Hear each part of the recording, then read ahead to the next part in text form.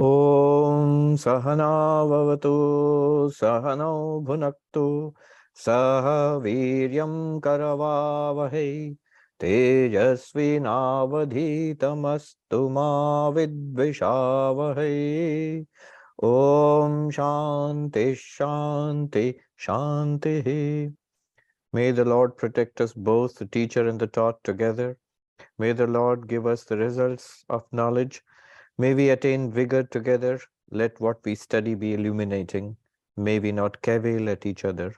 Om, peace, peace, peace. Namaste and good evening, everybody. Welcome to the Katha Upanishad class. We are towards the end of the Upanishad, actually. We are on the second chapter. There are two chapters in the second chapter and the final section of the second chapter, where the teacher is none other than the Lord of Death, Yama. And the student is the brilliant and amazing young man, young boy, Nachiketa. So Yama is wrapping up the teaching in this last section. He has told us the nature of the ultimate reality. What is the ultimate reality? Brahman. It is these two aspects: pure existence, consciousness, bliss, which is our nature. We are unlimited being, unlimited, limitless consciousness, and limitless bliss. And also the same Satchidananda Brahman, which pervades everything, is the reality of this entire universe, is our own reality. We are that. But that also is the God of this universe, the Saguna Brahman or Ishvara. Same Satchidananda Brahman, limited by Maya or empowered by Maya, becomes the God of this universe, the creator, preserver, and destroyer of this universe. And we saw Yama gives us that this is, he gave us the classic example, the Vedic example of the tree, where the roots are transcendent, are subtle, and these branches are down below. Down below means here we see the universe around it. Those are the branches. And the tree, the reality of that tree, the substance of that tree is Brahman. The Brahman appears as that tree. Then not only that, Brahman is the consciousness, is the intelligence behind this creation. So that also Yama indicated. Yama indicated that everything in this universe follows laws, and these laws are upheld by the sheer, awesomeness of God, the power of God behind everything else. And he said that everything works in this universe because of the fear of the Lord. So the religious side of it, the theistic religion, God of religion, that also he mentioned. And then he went on to mention that if you realize our real nature, that we are Brahman, you're free of suffering. How do you realize that?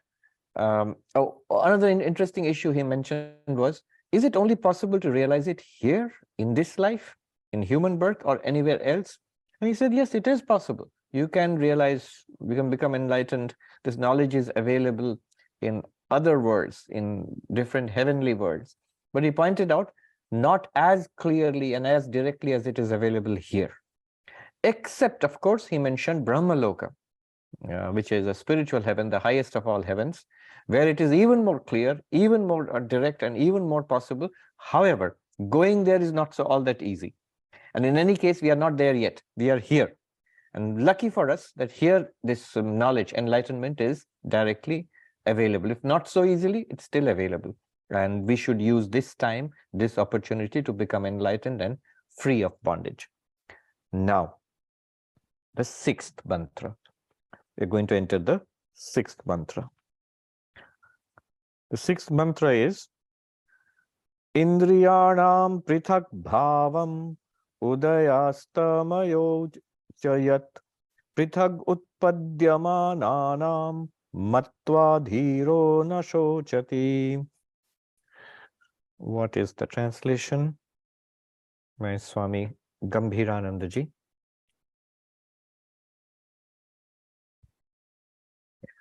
Having known the dissimilarity of the senses that originate separately, as also their rising and setting, the intelligent person does not grieve. All right. Sometimes these translations sound very dry, and we go, what? What did he say? What does it mean? But they are very subtle, and they're wonderful. Actually, they are all doorways, pointers to the ultimate reality, to show us how we can realize Brahman and what is the point of it all. Of course, these things he has said again and again throughout the Upanishad. However, here is summing up again. What's the point of this mantra? In his introduction, Shankaracharya, in his commentary on this mantra, Shankaracharya points out what's going on in this mantra. Shankaracharya's commentary. Katham asau bodhabhya. How do you realize this? How do you realize you are Brahman? Chidananda Rupa Shivoham. I am Shiva, of the nature of consciousness and bliss. Well, how do you realize it? How does one realize it? So what's the way of realizing it? Then what's the point of it all? He says, Kim va tad avabodhe prayojanam. What is the prayojana, the purpose served? What is the goal, the point of it all? What benefit do I get from realization, from enlightenment? So both of these points are, these questions are answered here. There is a method of realizing who am I, which is pointed out here. And the result. The result, of course, matva dhiro na shochati. The word matva means realizing. Dhira is literally means the patient one, the spiritual hero, the one who is a spiritual seeker, the sincere spiritual seeker. Na shochati, does not grieve, goes beyond sorrow, overcomes suffering. The goal is to overcome suffering, transcend suffering forever. How do we realize our Brahman nature? So he's going to go into that. A particular technique is given. Indriyanam prithak bhavam udayastamayo chayat. Prithak utpadyamananam matva. He says, look at the functioning of the senses. Notice three things. The difference, they're different. And their sources, the origins of these senses are different. And finally, the senses, their functioning originates, they function sometime, and they stop functioning at other times. So 3 points he has made. One point is the senses are all different. What they're doing, their functions are different. That's one point. The second point is the origin of the senses, where they come from, it's different. They're all different. And the third point he makes is the senses sometimes function and sometimes do not function. These three, he says, these are the clues to, this is one method, a clues to enlightenment, to realize that I am pure consciousness. How? We'll go into that. We'll go into that. But before that, just an observation about realization or enlightenment. In the Brihadaranyaka Upanishad, which we'll get to eventually, I don't know when, but sometime, there, it is said that one must become enlightened. It is said, Atma vare drashtabhya, shrotabhya, mantabhya, nididhyasitabhya. The Atman. So Yajnavalkya is teaching his wife. So the Atman, my dear, he says, has to be seen. Drashtabhya. You have to see the Atman. Now just stop here. Just stop right there. See means what? You can't see it. Why does he say that the Atman has to be seen? Can it be seen with these eyes? We know it can't be. The self, the ultimate reality, cannot be seen with eyes, nor with any other senses. It can't be heard by the ears, or smelt by the nose, or tasted by the tongue, or touched by the skin. No, it cannot be. It's not an object of the senses. One might say, yeah, I mean, we don't mean it in that crude sense. We mean it, seeing means like, when you explain something and we say, oh, I see. What do I mean? I don't see, I understand. That's what we mean. So seeing is another meaning, a deeper meaning of seeing is understanding. In English, in Sanskrit also. In fact, the word for philosophy in India, darshana, you see, darshana literally comes from the Sanskrit root, drish, to see. But there it doesn't mean, in philosophy, it doesn't mean you have to see something. It means you have to understand something, knowledge. The darshana, seeing, is equivalent to understanding. In Indian philosophy, there is always this motive of the third eye. Yes, third eye is supposed to be here. And often it's shown, we used to read these comics as children, and the third eye of Shiva opens and a ray of light goes out from there like a superpower or something. It means knowledge, the eye of knowledge, realization knowledge. It can be worldly knowledge, but ultimately it means spiritual knowledge, the realization of the ultimate nature of things, our own ultimate nature. That comes through knowledge. So seeing means knowledge. But even there, if you say Atma, it means knowledge, there also is a problem. Knowledge to understand through the mind, but can it be understood by the mind?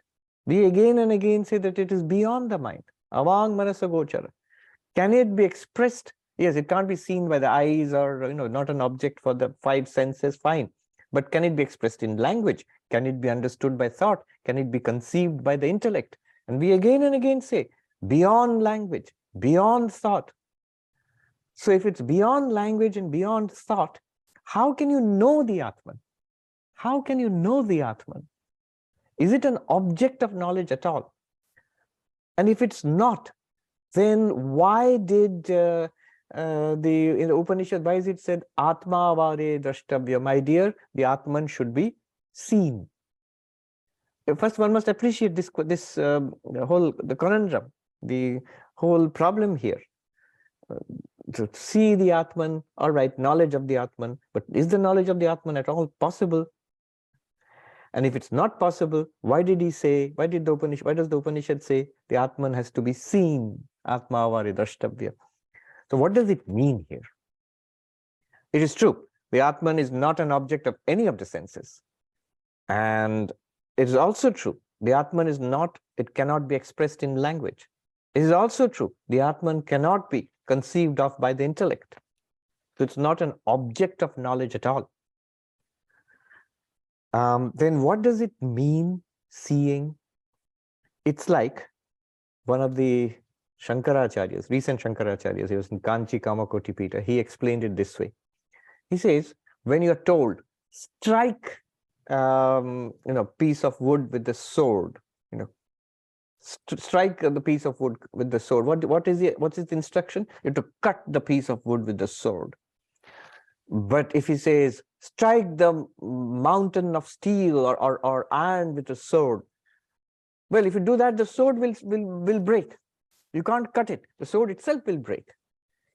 Similarly, when the Upanishad says, see the Atman is to be seen. Atma vare drashtavya. What it means is, all the attempts to see, to understand, to objectify the Atman comes to an end. The sword of objectifying knowledge, seeing, hearing, smelling, tasting, linguistically expressing, and conceptually understanding, all of that comes to an end. It fails. Now, this is a dangerous thing to say. One must carefully understand this. Otherwise, what will happen is a kind of agnosticism that, oh, the Atman cannot be known. It is something unknowable. So let's give it up. What's the point? No. Vivekananda says, you must not go away with the idea that it is unknown or unknowable. It is more than known.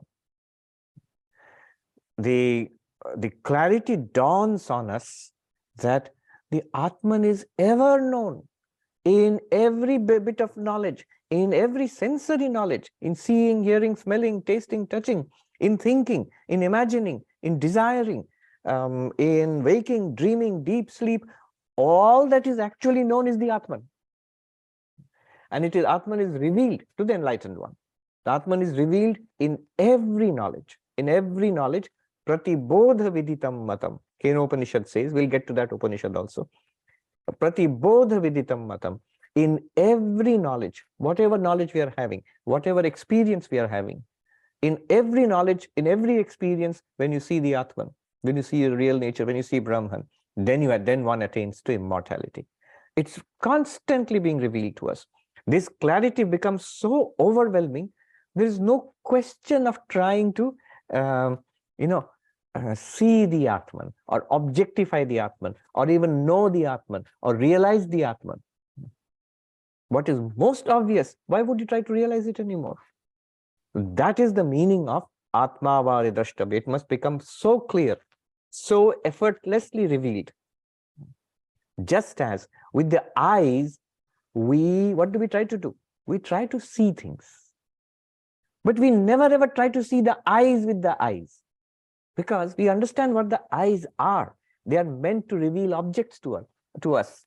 They are meant to reveal forms to us. Whatever can be seen, we can see it with the help of the eyes, and we try to see that with the help of the eyes. But the eyes themselves are not an object which they can see. How can you, if the sword is used for cutting, how can you cut the same sword with that, that sword which you're using for cutting? How can you cut that same sword with that sword? You cannot. A thing cannot operate on itself. You can lift things with your hands, but try to lift yourself. You can't. It's impossible.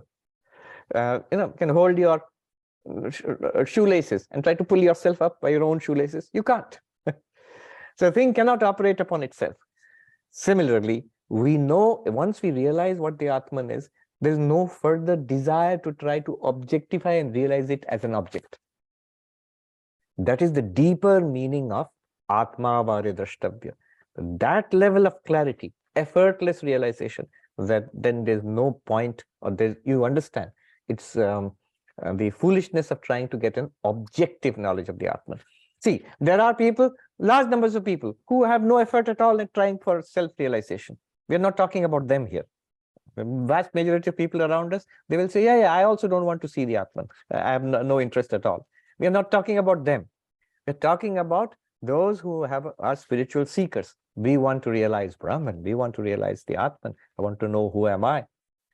Then the next step becomes, because all our knowledge is objectifying knowledge, we immediately, helplessly, we objectify this.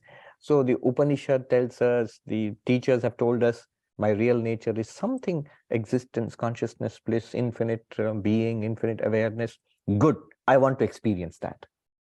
And then this is the next big obstacle, that we are trapped in trying to objectify and find it. We'll never find it.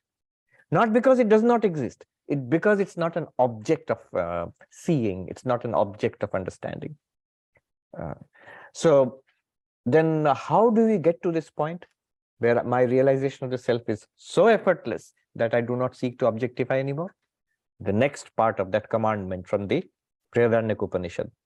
Atma vare drashtabhyo, the Atman is to be seen. How? Not with the eyes. Shrotabhya, mantabhya, nididhyasitavya, the entire process of Jnana Yoga. First, listen to these teachings in the Upanishads, Katha Upanishad, Mundaka, Brihadaranyaka, the Vedantic teachings. Listen to them carefully from a teacher. Then second, consider them well. Try to understand what is being said here. Third, once you have got clarity, you know the teaching, you have understood it, then stay with it. Nididhyasitavya. Then it will become clear to you.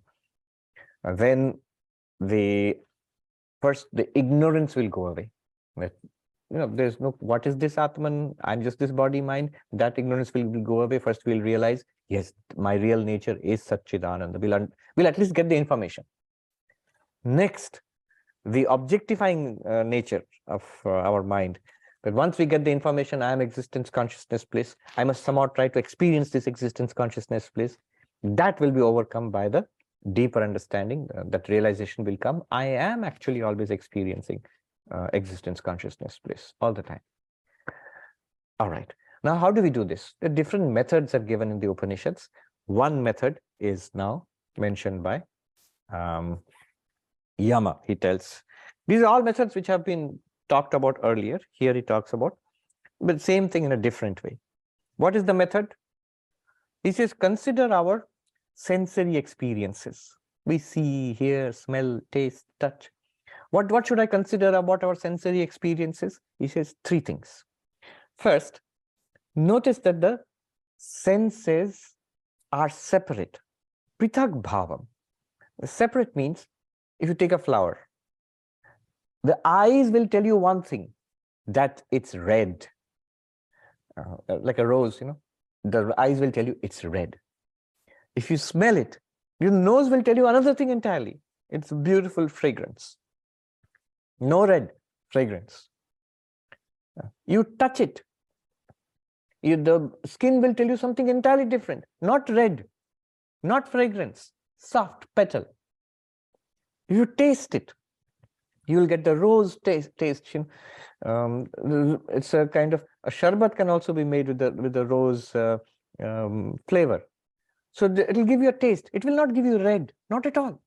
It will not give you a smell, fragrance, not at all. Nor will it give you a soft touch. No, it will only give you a taste. Every sense gives you different experiences. All right? When? And all of those experiences are revealed to you, to ourselves. We experience it because of one thing in the background, this consciousness, which you are, which I am, our real nature. So the senses are multiple, but the experience of all those senses is possible. The multiple experiences, they're all possible because of the one consciousness in the background. This is one point. The difference of the senses. Senses cannot reveal. One sense even cannot reveal the object of another sense. The eyes cannot give you the fragrance of the rose. The eyes cannot give you the taste of the rose. The tongue cannot show you the redness of the rose. Impossible. They cannot. They operate separately. Do you see what is being said? And yet we, all of us, effortlessly, we see the red rose, we smell the fragrance of the rose, we taste the rose flavor, we touch the petal of the rose and we feel the softness. All of these things we clearly experience. One person. How? Because of that unifying, the thing at the background, this one consciousness, which enables us to experience color and taste and smell and flavor and all of that. So 5 senses running out in 5 different ways, very different from each other. But when they bring in their data and they dump it into the mind, in the mind, illumining all of this information is one thing only. Notice in our own experience, the consciousness, our own conscious experience, the objects are different. Sight is different from red, is different from soft, is different from rose smell, is different from rose taste. Seeing is different from smelling, is different from tasting, is different from touching. And yet, all of this becomes unified in consciousness. All of these experiences are revealed to one consciousness. Is it not? It's very interesting. Indriyanam prithak bhavam. Just meditate upon the various activities of the senses and notice how they are all unified in one radiance. The radiance which illumines all the information from the senses is one. Where does this happen? In our first person experience. In your experience of seeing, hearing, smelling, tasting, touching, it's all made possible by one light. That light is one. They're not different. That one consciousness. All right. Then the second one, it requires a little bit of Vedantic cosmology. Indriyanam prithak utpadyamananam. The sources, the origin of these senses is different. What does it mean? Here we have to go back a little bit to our Vedanta Sara. What did Vedanta Sara tell us about the senses? It says there are 5 elements. The Vedantic cosmology, 5 elements. Akasha, Vayu, Agni, Apa, Prithvi. So space, air, fire, water, earth. Now, what do we have to remember? If you remember Vedanta, it tells us that each of these elements has qualities, has certain qualities. So Akasha is the substratum, space is the substratum of sound. Then air, Vayu, has got 2 qualities, sound and touch. Fire has got 3 qualities, sound, touch, and form. Water has got 4 qualities, sound, touch, form, and taste. And earth, Prithvi, has got 5 qualities, sound, touch, form, taste, and smell. So the ancient cosmology was the ear, the The sense organ which gives us an experience of sound, it has its origins in the element space. So the power to hear is connected with the element of space. The power to sense touch is connected with the element of air. The power to see is connected with the element of fire. The power to taste is connected with the element of water, and the power to smell is connected with the element of earth. All right, that's what it means. Prithag utpadyamananam. The sensory powers have their origins in the 5 different elements: space, air, fire, water, earth. 5 senses, 5 sensory powers, and they are originating in 5 different elements. Their origins lie in 5 different elements. And yet, what does the Upanishad say? Taittiriya Upanishad. Where did these 5 elements come from?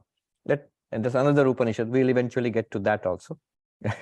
So the Taittiriya Upanishad says, Tasmad va etasmad atmana akasha sambhuta.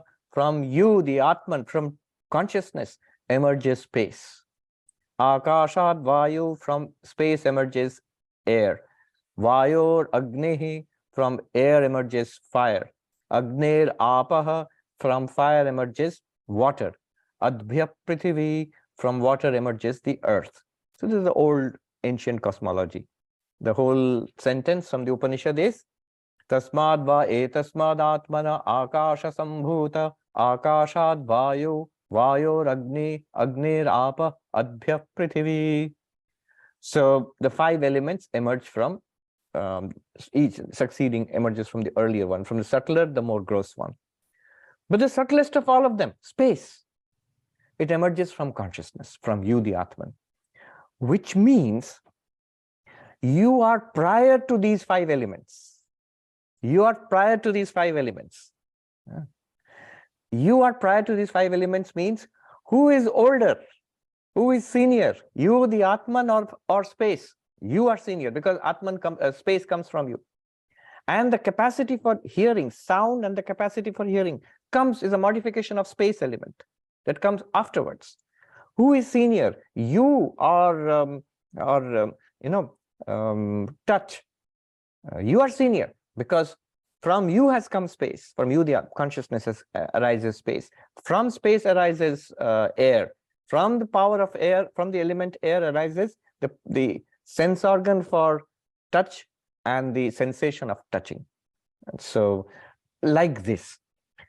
So the point here is, you are prior to the emergence of the elements and the emergence of the sense organs based on those elements and the emergence of the sensory experiences. So you're prior. Basically, it means consciousness is prior to all sensations. Sensory functioning, origin of the senses, and the functioning of the senses, consciousness is prior to all of them. This is the meaning of prithag utpadyamananam. They all originate separately, but you are prior to them. Not only you are prior to them, you are more pervasive than them. Pervasive than means seeing and hearing, they don't go together. Their operation is different, but you pervade both as consciousness. Hearing and touch are different, but you pervade both, you as consciousness. Because if you didn't, there would be no experience of hearing, touching, seeing. All of those are made possible by you because you as consciousness pervade the activities of all the senses. You are more pervasive, you are prior to these senses. So this is the meaning of the separate origination of the senses. You are before all of them. That's another way of appreciating what you are or what we are. And then the most important, prithak bhavam udayastamayo. The separate arising, functioning, and ceasing of the senses. Now notice, our waking state, in this waking state, we see, we hear, we smell, we taste, we touch. There are forms. There is taste, there is touch, there is sound, there is smell. We are contacting a world through the gates of the 5 senses. This is what is called waking. And now in the dream state, when we fall asleep, all the gates are shut. The 5 gates are shut. Yet, in the dream state, you still continue. When the senses shut down, you still continue. What continues? The mind continues. Not only that, notice the mind does something magical. When your eyes are closed in sleep, your sense organs are not connected. You're offline.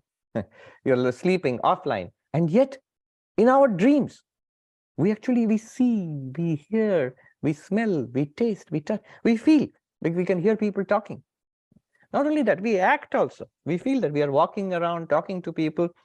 We feel our sense organs are functioning. We feel our motor organs are functioning. We feel that we are seeing, hearing, smelling, tasting. Actually, the physical senses are not functioning there. And we are walking and talking. Actually, the physical organs are not functioning unless you are sleepwalking or talking in your sleep. Then the physical organs are not functioning. And yet, the mind in it by itself can do all that. Showing thereby, even in the waking state, all the senses are acting, but they all depend on the mind.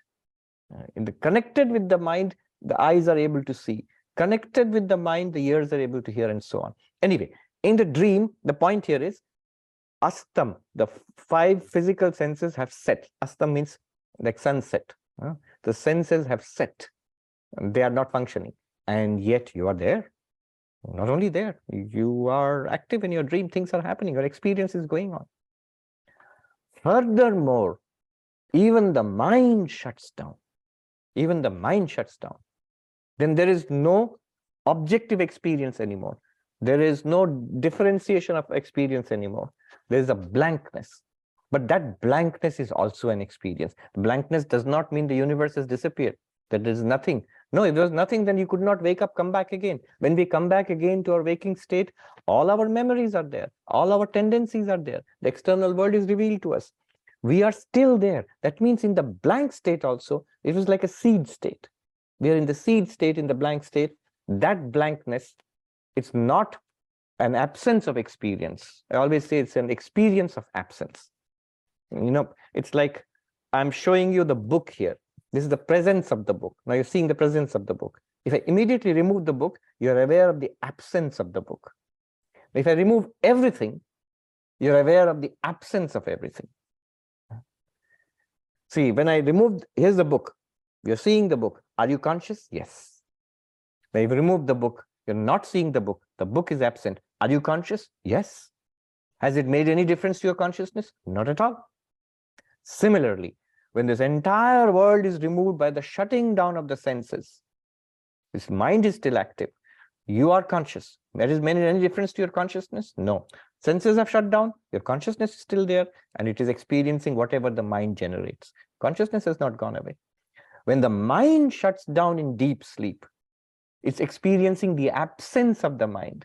No difference is made to consciousness. This is the point. So let me repeat that. What is being said here? Notice the activity and the cessation of activity of the senses. And then what do you understand from that? In all the senses, various activities, they're behind it all. I am the consciousness. I am there. Without me, none of the senses would give any kind of experience. If the eyes are there, I can see. I can see the color red of the rose. If my eyes are shut, I cannot see the color red of the rose, but I am still there, the conscious being. The one which saw the red rose, when the eyes are shut, I cannot see the red rose, but I am there. However, if this consciousness were not there, even if the red rose is there, eyes are open, you can't see. There would be no experience of seeing, hearing, smelling, tasting, nothing. It would go dark. The universe would disappear into darkness. So this consciousness is there when the senses are active. When the senses shut down and you go into dreamland, in the world of dreams, consciousness is there. When the mind shuts down, neither the senses are functioning, nor the mind is functioning, blank. Everything is removed. Consciousness continues, revealing the absence of everything. The absence of the sensory world, the absence of the mind. Since the mind is absent, you cannot even think oh, I am now watching absence. That you cannot think, because the thinking is also mind. So the mind has gone, but you, consciousness, you continue. This is the clue, the pointer. So this is the analysis of the activity and the cessation of activity of the senses. If we focus on these 3 points, you will realize you are consciousness. This is what he's trying to point out. Here, implicit, of course, is the method of the 3 states: waking, dreaming, deep sleep. By observing waking, dreaming, and deep sleep, we realize I am the consciousness to which waking, dreaming, deep sleep are coming and going. That is basically what he's trying to point out. But there's a little more here. There's a little more beyond that, because here the focus is on the senses. So 3 things he has pointed out. By pointing out the origin of the senses from the 5 elements, he shows that you are prior to the origin of the senses. You're prior to the 5 elements. The senses come from the 5 elements, and you are prior to the 5 elements. That's point 1. What is prior to the 5 elements? You, the consciousness. Second, the senses are separate. You are the one light which unites all the sensory activities. The separation of the senses, they all have their areas of operation. You know, none can duplicate the activity of the other. The eyes cannot hear, the ears cannot see, the nose cannot touch. So none of them can duplicate each other's activities. Yet behind all of them is one common radiance, consciousness. This is the second point. Third point, most important, this waking, dreaming, deep sleep. Activity of the senses, waking world. Cessation of activity of the senses, but mind goes on active, dream world. Cessation of activity of senses and mind, deep sleep world.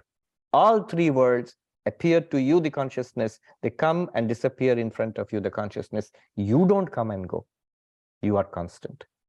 This constant consciousness, revealed by the origination of the senses, the difference of the senses, and the activity and cessation of activity of the senses, this is what he's pointing out. This is the meaning. Then he says, if you know yourself as this consciousness, and then you are in the middle of the world. Let the mind start working, let the senses start working, experience the world, see, hear, smell, taste, touch, think, remember, all thoughts and emotions come and go. You are safe. As consciousness, you are beyond sorrow, he says. Matva dhiro na shochati. Shankaracharya explains, how do you go beyond sorrow if you are consciousness? Isn't sorrow also possible because you are consciousness? Yes. Atmano nitya eka swabhavasya abhyabhicharat shoka karanatva anupapattehe. Shankaracharya says, because the Atman is eternally of the same nature, consciousness. In waking state, consciousness, you're aware. In dream state, consciousness, you're aware. In the blankness and absence, which is in the deep sleep state, your consciousness, awareness. And that does not change. That neither comes nor goes, neither increases nor decreases. If somebody says, no, when I take a cup of coffee, I'm more conscious. The mind is more active. That's why you feel more alert. When I'm sleepy, and then I'm less conscious. No, the mind has become duller. That's why you feel like that way. Consciousness reveals the sharpness of the mind and the sleepiness of the mind also. Consciousness reveals deep sleep, complete shutdown of the senses and the mind. So consciousness is ever the same, neither increases nor decreases. But sorrow, notice, consciousness is ever the same. The body is not ever the same. The senses are not ever the same. The mind is not ever the same. If you talk about, I am old and wrinkled and bent, and my teeth have fallen out, my hair, I've lost my hair, I'm old. Body, consciousness exactly the same.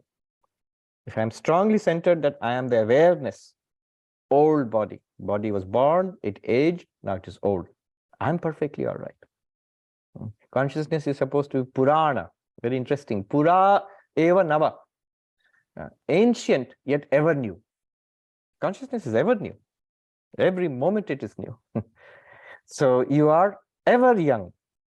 What do they call? Forever 21. So consciousness is forever 21. Really speaking, forever 21 is consciousness only. So ever new.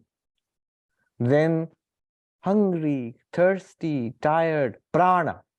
It's the sense of the pranamaya kosha. That is what generates health and tiredness and illness and all of that. You are, when the prana generates hunger, the consciousness reveals the hunger in the body mind. But you are not hungry. Consciousness doesn't eat, nor does consciousness become hungry. It gives us the experience of hunger because of the prana. Depression, unhappiness, restlessness. Consciousness reveals all of that. Where is that? In the mind, not in consciousness. If consciousness were depressed or restless, see, as we said, consciousness is constant. Then deep sleep also you would be depressed or restless. Never. It goes away. The moment the mind shuts down, it goes away. Why only shuts down? Even if there is depression or restlessness, momentarily it is there. Within few weeks, within few months, again it's not there. Within few minutes, within few hours, again it's not there. So that's the nature of the mind, and that is revealed by consciousness. Consciousness itself is not restless. Consciousness itself is not depressed. Consciousness itself is not unhappy. Okay. Then understanding, not understanding, remembering, forgetting. These are memory and intellect, but consciousness is the witness of all of them, illumines all of them. So consciousness, because of its constant nature, he says, Nitya eka swabhavasya abhyavicharat. It does not flicker. Consciousness does not flicker. It's a constant light which does not flicker, does not change its essential nature. And therefore, there is no possibility of sorrow in the consciousness nature, in our real nature, as pure being or pure awareness. Knowing that, matva, you're realizing that in the midst of this aging body, in the midst of the tidal waves of prana sweeping through our body, sickness, hunger, thirst, energy, health, the rise and decline of the body and health, we are perfectly all right. We notice it, we are all right. We can say, I mentioned Swami Shivananda suffering from asthma, and then somebody next day in the morning, a monk asked, Swami, how are you today? And he said, I'm perfectly all right. But Swami, we heard last night you suffered terribly from asthma. He says, oh, you mean the body? Not at all right, and not good at all. So he is so clear that as Atman, as consciousness, I'm perfectly all right. What can happen to me? But as the body, no, I can understand the body is not doing well at all. It's going to, and then he goes on to say, it's the nature of the body. It will become old and decrepit and it will die. It's all right. Shankaracharya comments here and he adds a quotation from Chandogya Upanishad. Tarati shokam atmavit. The one who realizes the consciousness nature of the self goes beyond sorrow. Tarati shokam atmavit. Then the next two mantras, further he goes on to explain how does one realize the self. So the next two mantras will tell us something he's already taught in the first chapter, that the pancha kosha vichara, the 5 levels of the human personality, the 5 sheaths of the human personality, the body, the prana, the mind, the intellect, and the causal body beyond that, the karana sharira. So the annamaya, pranamaya, manomaya, vijnanamaya, anandamaya, the 5 sheaths. He's going to talk about that now. Said it earlier, also shown it by the chariot example, the Ratha, the chariot example.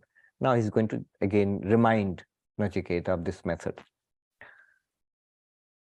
Number 7.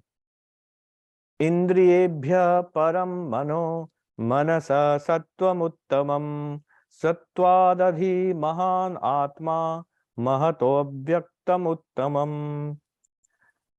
The translation is, the mind is superior to the organs, the intellect is superior to the mind, Mahat, the great soul, is superior to the intellect, the unmanifested is superior to Mahat. Then the 8th one, Avyaktato parah purusho vyapako linga evacha yam gyatva muchyate jantu amritatvam jagacchati. But superior to the unmanifest is the Purusha, who is pervasive and is indeed without worldly attributes, knowing whom a man becomes freed and attains immortality. Basically, the analysis of the 5 sheets. What is done here? To realize that I am the witness consciousness, I am consciousness, I am Atman, Brahman, we start with the most gross, the most outermost aspect of the human personality. And step by step, we go into subtler and subtler aspects. Why do we do that? This is known as Arundhati Nyaya, Shakha Chandra Nyaya. It's a method used, in philosophy, where in teaching, basically it's a pedagogical method. You go from what is most obvious to something that is less obvious, and then to the subtlest, from the gross to the subtle to the subtlest. If you straight away say, you are pure consciousness, it makes no sense. I think I am this person here sitting on in this chair. How am I pure consciousness? What is pure consciousness? I have no idea of that at all. It's impossible for me to grasp. Now, this methodology will take us to our real nature as pure consciousness. And then the statement, you are Brahman, Tat Tvamasi, then it makes sense. You are Brahman only when first we realize I am the witness consciousness. That is the first step to realizing our Brahman nature.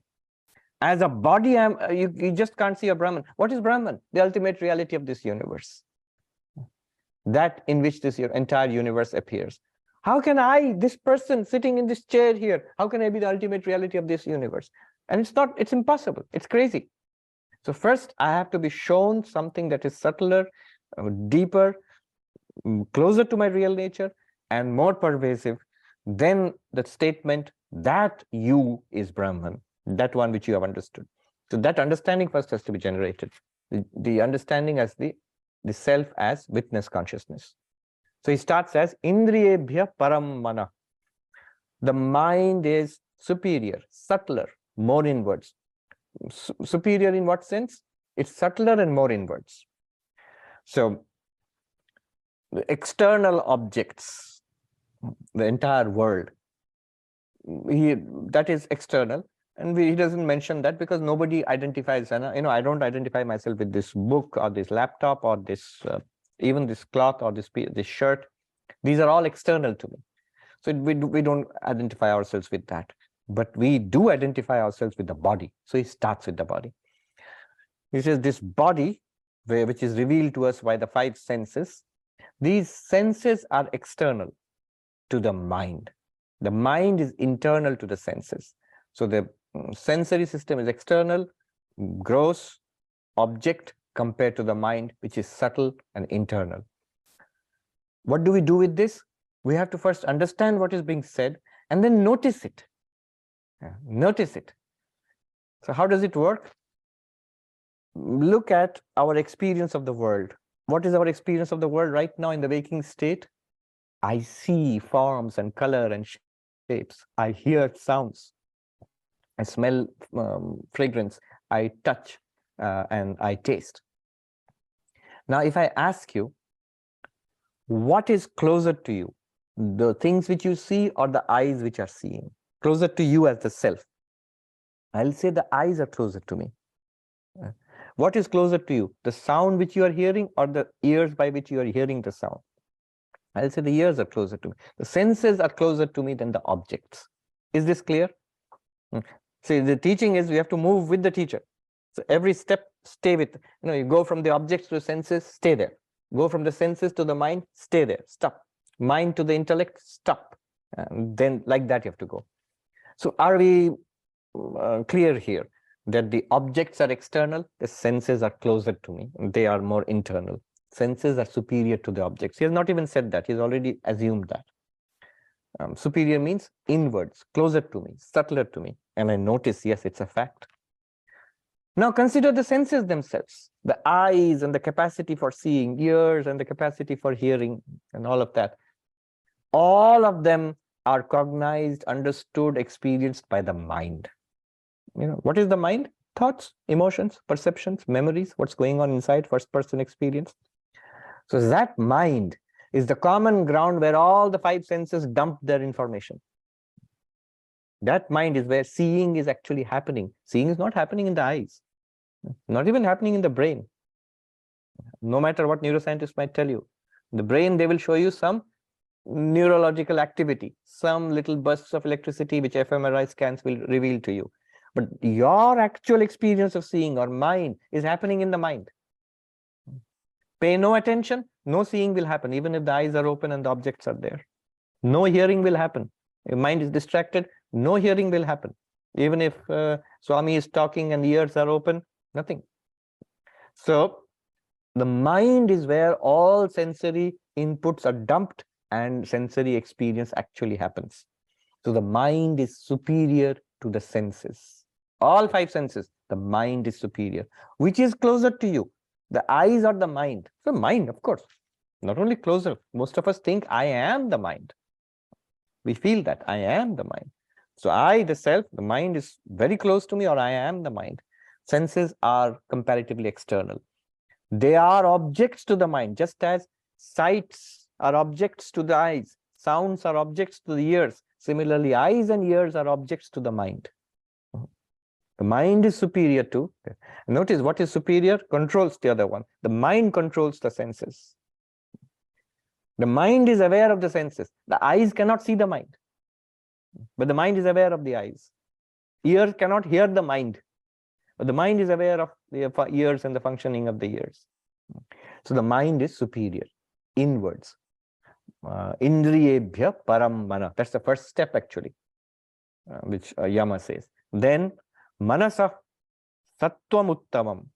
So here sattvam, the word sattva does not mean sattva, rajas, tamas, the three gunas, no. Here sattva means buddhi, intellect. Intellect. So the indriyas are actually taken as part of the pranamaya kosha.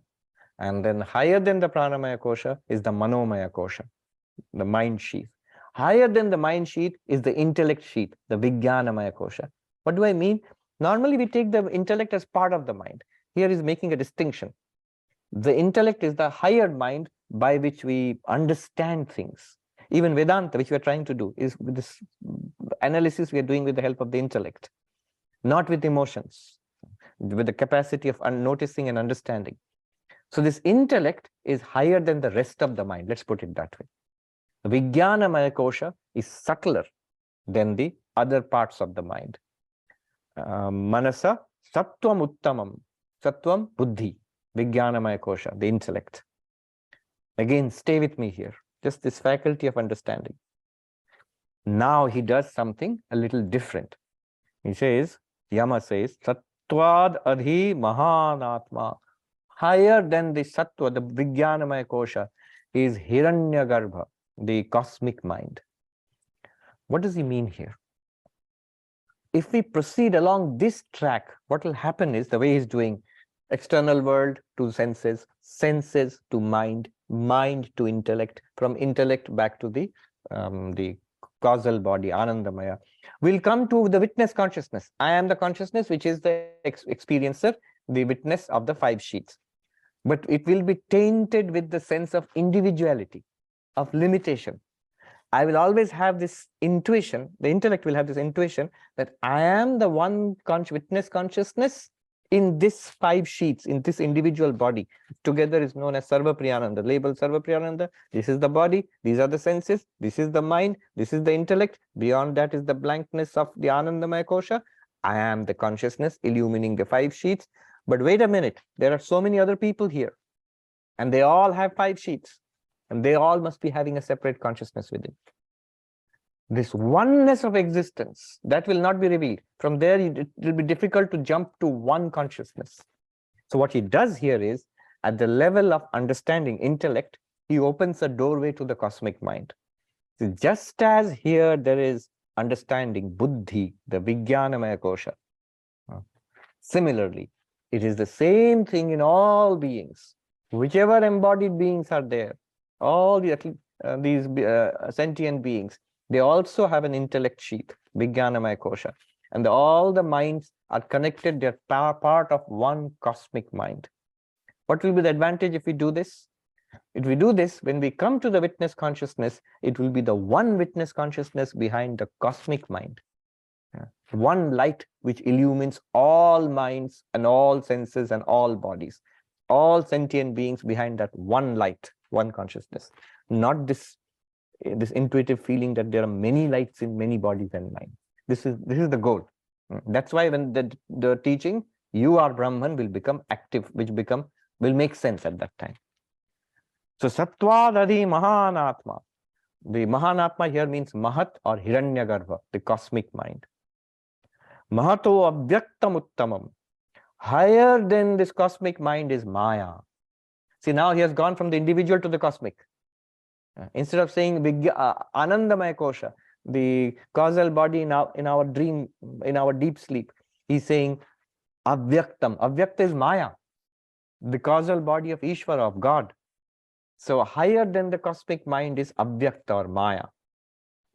And you are the consciousness, the one consciousness which illumines Maya, the cosmic mind, of which our individual minds and sensory systems and bodies are parts. Okay. Now, the next one, he comes to the point. The 9th verse, 8th verse. Abhyaktatu parah purusha vyapako alinga evacha. Beyond Maya, beyond the causal body, beyond Anandamaya Kosha. What is this Anandamaya Kosha? Experientially, what are we talking about? Our deep sleep experience. When we fall asleep, in deep sleep, external world senses are not experienced, senses are not working, mind is not working, sense of ego is not working, intellect is not working, all of it is shut down. That blankness, but it's not nothing. It's a seed state where everything is contained. Similarly, as we have a seed state individually, the entire universe has a total seed state. All our causal bodies together comprises the causal body of Ishvara called Maya. So this Maya, beyond that, Purusha here means consciousness. Beyond that is consciousness. How do you know? Because you're experiencing it. The very fact that you experience deep sleep, the very fact that you experience dreams, the very fact that you experience a physical world, the gross, the subtle, and the causal, they're all revealed to you because there is consciousness and you are that consciousness. You are Purusha, transcending the causal state, transcending the causal body. If you look at it in terms of the 5 sheets, physical body, where the senses are also implicated. Actually, senses are in the pranic body. Anyway, physical body, Annamaya. Then the pranic body, Pranamaya. Then the mental body, Manomaya. The intellect, Vijnanamaya. And then the causal body, Anandamaya. All 5 are appearing to you in consciousness. You are that consciousness. In the waking state, all 5 are appearing. And the physical body is primary. In the dream state, the pranic body and the mental body are primary. And in the deep sleep state, the Karana Sharira, the causal body is primary, blankness, the seed state. But all 5 are appearing to you, the consciousness. What is the proof that you're consciousness? Because you're experiencing all these 5. You transcend all 5. Vyapaka, all pervasive. This consciousness is not limited in one body. We're not talking about one little consciousness experiencing the 5 sheets in this Sarvapriyananda body mind. It's a one consciousness in all our bodies and minds. We are one there. Alinga evacha. Linga means here any characteristic, any sign. So there is the intellect, the mind, the senses, the body, the external world. They have all characteristics. There is color, shape, sound. The distinct characteristics are there for everything. But consciousness by itself has no objective characteristics. And that's why it's important. One should not try to objectify that. All right, now I understand what the world is. I understand what the body is. I understand what the senses are. I can track what the mind is. I can even understand what the intellect is doing, and I sort of understand the causal state, the blankness beyond everything. Now I want to understand consciousness. Don't do it. You will find nothing. You'll find nothing. You'll just find the void. But notice, it will be a luminous void. Why is it a luminous void?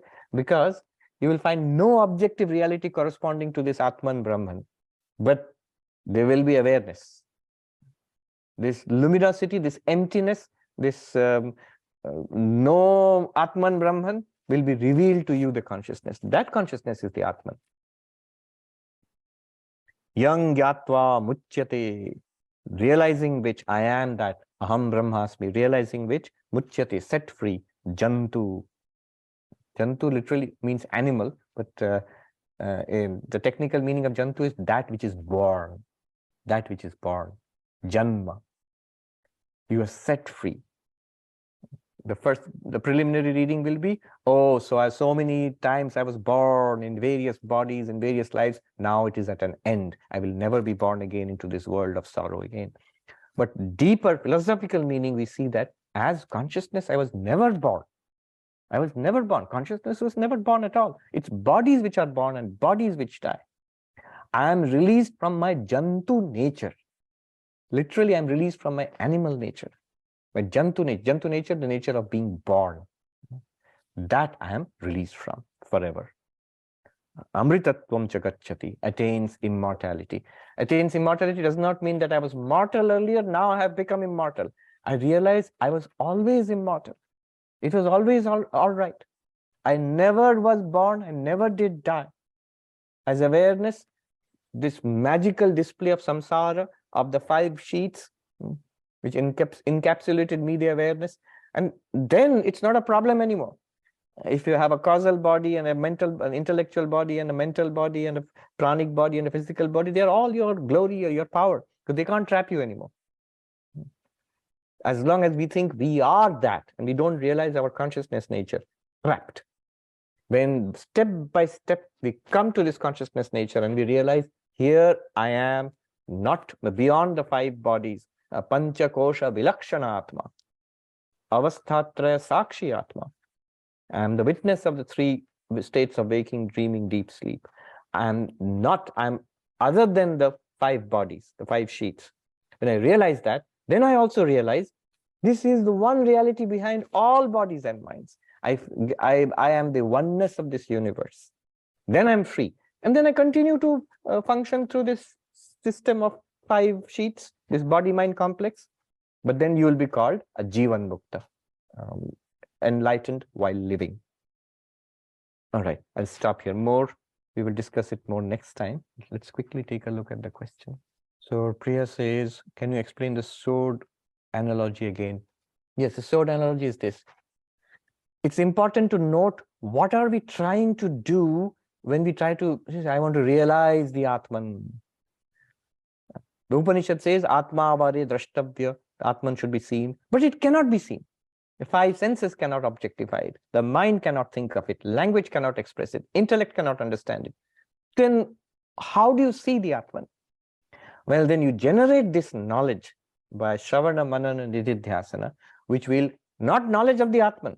It's a knowledge which removes the misconception that I am not the Atman, which makes it obvious to you that I always was the Atman, and effortlessly so.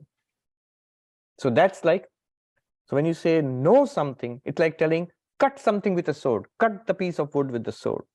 Understood? Pretty clear instruction. But if you say, know the unknowable, cut a mountain of steel with the sword. This is Chandrasekharananda Saraswati, was the Shankaracharya of Kanchi Kamakoti Peetham. He gave this example. So he says, cut that mountain of steel. It simply means the sword will be broken, will be smashed. That the whole project of objectifying the ultimate reality will fail. You realize you are the ultimate reality. That's what it means.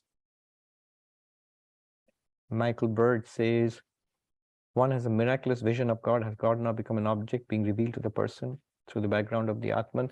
Yes, but remember, when you have visions of God, devotees have visions of God, and entirely possible. Mystical visions of God are entirely possible. Sri Ramakrishna had so many visions, and saints and mystics throughout the ages, throughout different religious traditions, have had visions of deities. Now, what's that?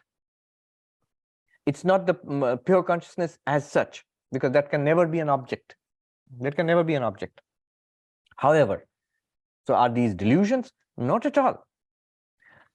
from an Advaitic perspective, we are always experiencing pure consciousness. If pure consciousness can at all be experienced, all experience is experience of pure consciousness. In one sense, all experience is experience of consciousness itself. What else is there to which will experience except consciousness? However, the experience in the world, sight, smell, taste, touch, people, objects, sense objects, activities, desires, passions, memories, all of these veil the reality. It's a veil, and it obscures the reality that is pure consciousness. It doesn't allow us to see that we are pure consciousness, and this universe is just the radiance of that pure consciousness. We don't see that.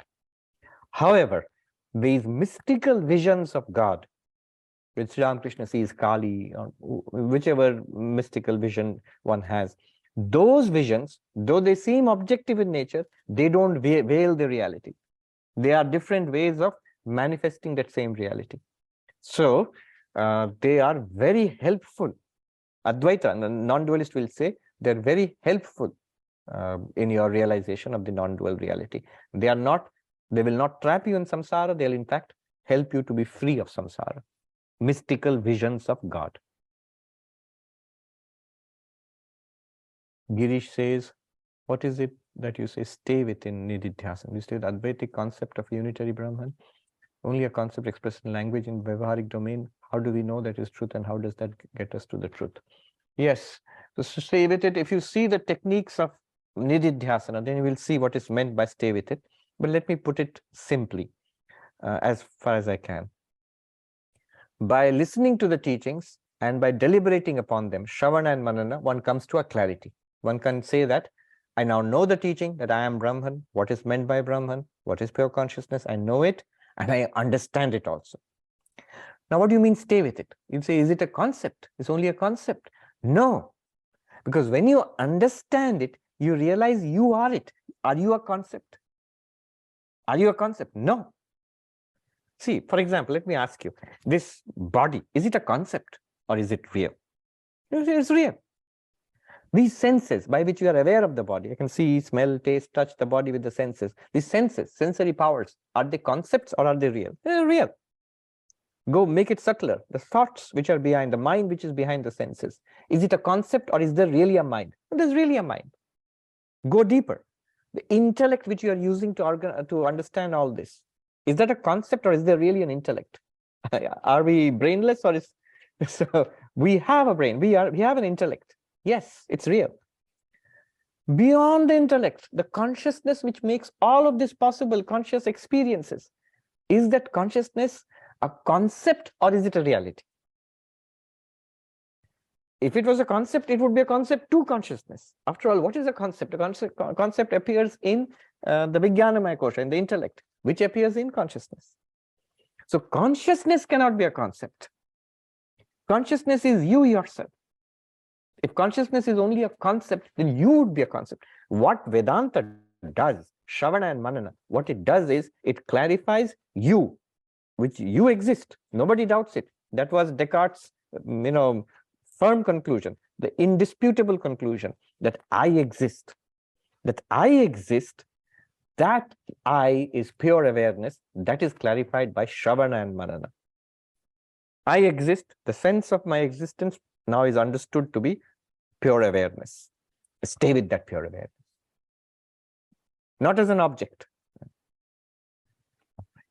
Bhargava says, having known the dissimilar senses that originate separately as well, their rising and setting, the intelligent man does not grieve. Yes. Rick says, synesthesia, where senses overlap. True. But notice, even when the senses overlap, you seem to,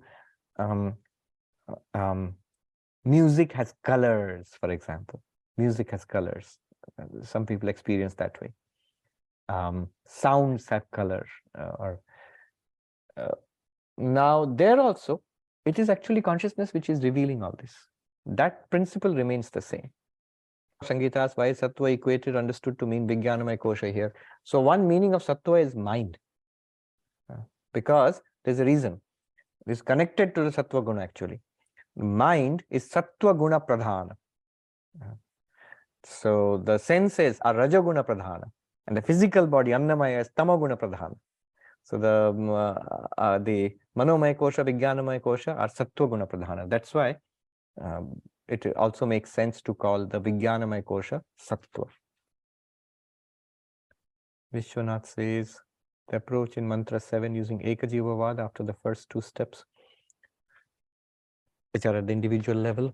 No, actually it avoids the Ekajivavada conundrum. If you don't do that, you will end up with Ekajivavada.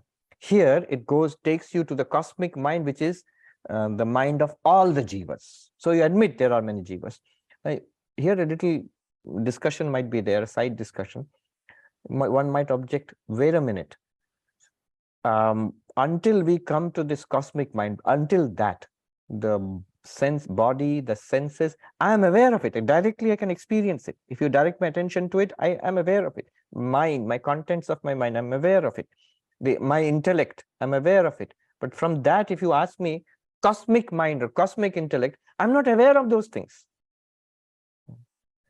The reason is, why are you not aware? Of course, you cannot be aware, because all this awareness is, these processes are going on in one mind.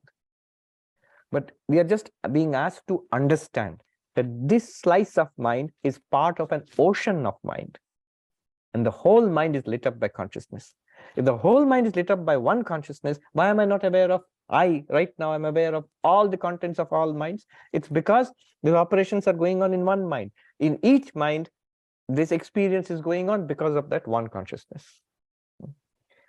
See, because we are unable to separate consciousness from mind in our understanding, we keep thinking, if I am one consciousness in all bodies and minds, I should be able to know what's going on in the minds of all beings. No, no, no, not necessarily. It's like many pots, and in all the pots, there's water. And in all the water, one sun is reflected out, tiny little suns. And imagine that little sun illumines the contents of each pot. It is true that there's one sun behind all those little suns, but it's also true that each little sun will only illuminate the contents of the water in that pot. Bhargava says the seventh mantra from a meditative perspective. Yes, it is true. First understanding, then noticing. But the meditation here will be a non-dual meditation. That is noticing, not the meditation of sitting quietly. First, notice the world. Then shut the eyes and notice the senses. Then turn your attention to the contents of the mind. Then turn your attention to this very intellect which is trying to understand. And then turn your attention even further inwards, blank. Notice that the blankness is appearing to you. That you to which the blankness is appearing, don't try to objectify. What will happen is you'll immediately drop the all sensing, thinking, remembering, understanding, drop into a blankness. Drop that blankness also. That's the interesting part of it. Jennifer says, Maya is avyakta. Yes. I tend to think of Maya as manifest, not unmanifest. Yes, when Maya is manifest, it's the universe. And Maya in itself is called avyakta, unmanifest. It's the power of God. It's that which makes Brahman into God, Saguna Brahman. It makes Nirguna Brahman, pure consciousness, into Saguna Brahman. Raka says, how would you say that we are experiencing the Anandamaya Kosha? Is the mind not active? How can we actually know that we are experiencing it that state, aside from deducing it once the mind is back online? Yes. So deep sleep, is it a deduction or is it an experience? First of all, it's clearly not an experience, that kind of experience we have in the waking or the dreaming. The way we are, because waking dreaming is always subject-object experience. I see things with my eyes, that's waking. I imagine things in my dream, that's in my mind, that's dreaming. But when it shuts down, the mind shuts down, there's no sense of I also. There's no sense of an experienced object also.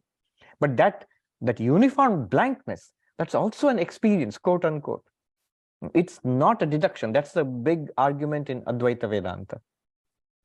Every culture, every civilization in the world, from the most primitive native civilizations, to the, every religion, every philosophy, everywhere you have language corresponding to deep sleep experience in every language. How? If it was not an experience, then we would only talk about waking and dreaming. We would not even talk about deep sleep, anesthesia, coma. We wouldn't talk about it. It's a blank, nothing. I knew nothing. That's also experience. And that's why I say it's not an absence of experience. It's an experience of absence. Not that it's a done deal. There are like Nayayikas, there are schools of philosophy which will object to this Advaitic formulation of deep sleep. Advaitins have to defend that, because for them, consciousness generates experience. And if there is no experience at one point, that's an interruption in consciousness. That's not allowable. So they will argue for that deep sleep is also a kind of experience. Shammadaya says, are we perturbations, fluctuations in pervasive cosmic consciousness? No. The universe, bodies, sensations, thoughts, emotions are perturbations in cosmic consciousness. We are that consciousness. And that's not even cosmic. Here's one little thing. Let me leave you with that. It's not even cosmic. You see, when Upanishad says all pervading, it says Vyapaka, consciousness is all pervading. But actually, consciousness is not all pervading. This pervading nature is because of accepting space. Once you accept space, because space appears in consciousness, then you say consciousness must be everywhere. It pervades space. Consciousness is not even eternal. So once you accept time, then is consciousness cut up in time, or is it throughout time? Then you say consciousness is throughout time. It's eternal, nitya. It's not even all pervasive. This all, it's once you accept object, all living beings, non-living beings, stars, planets, quasars, quarks, once you accept them all, you say sarvam khalvidam brahma. All of it is Brahman. All of them are Brahman. But even this all is imagined in consciousness. So really speaking, consciousness is not even eternal, not even pervasive, not even all. So is it something small? No, no, no. Is it something limited in space? No, no, no. Located? No. Is it something limited in time, beginning and end? No, no, no. In order to remove those doubts, in order to remove those misconceptions about the limited nature of Brahman, we say Brahman is, or pure consciousness is, all pervasive.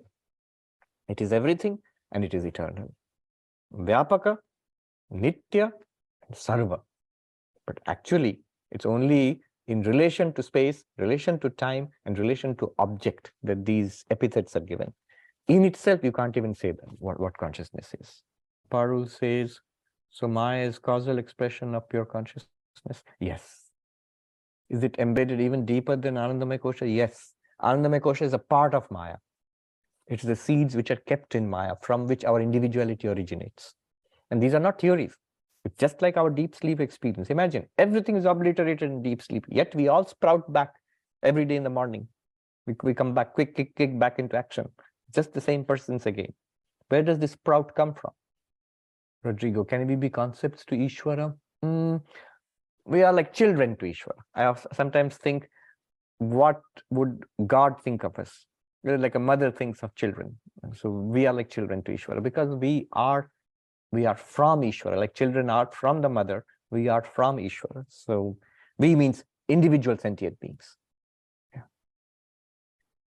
Om Shanti Shanti Shanti Hari Om Tat Sat Shri Ram Krishna Arpanamastu.